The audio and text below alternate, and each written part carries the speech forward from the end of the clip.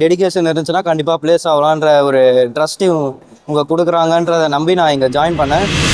Hi, நான் அப்துல் சஜாத். நான் ரெடில்ஸ்லேருந்து வரேன். எனக்கு Code99 ஐடி அகாடமி வந்து எங்கள் அண்ணன் ரெஃபர் பண்ணி தான் நான் ஜாயின் பண்ணேன். ஏன்னா எங்கள் அண்ணன் ஃப்ரெண்ட்ஸ் நிறைய பேர் இங்கே ட்ரெயின் ஆகி ப்ளேஸும் ஆகியிருக்காங்க.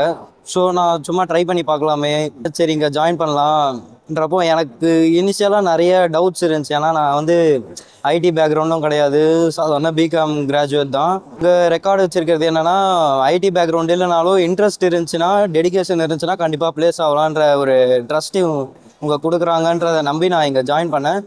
ஜாயின் பண்ணுறப்போவும் நிறைய கொஸ்டின்ஸ் எனக்குள்ளே இருந்துக்கிட்டே இருந்துச்சு. எப்படி கூட இருக்க ஸ்டூடெண்ட்ஸ் நிறைய பேர் ஐடி பேக்ரவுண்டில் இருப்பாங்க, நம்ம இங்கே போய் எப்படி இங்கே படிக்க முடியும், நம்மளால் இங்கே என்ன பண்ண முடியும், இங்கே கூட உட்காந்து யோசிச்சுட்டே இருக்கப்போ அவங்க வந்து அதெல்லாம் எதுவும் பார்க்காம ஃபஸ்ட்லேருந்து எல்லாத்தையுமே ஸ்க்ராட்ச்லேருந்து இனிஷியலாக ரொம்ப எளிமையாக புரிகிற மாதிரி எனக்கு சொல்லி கொடுத்துட்டு இருந்தாங்க.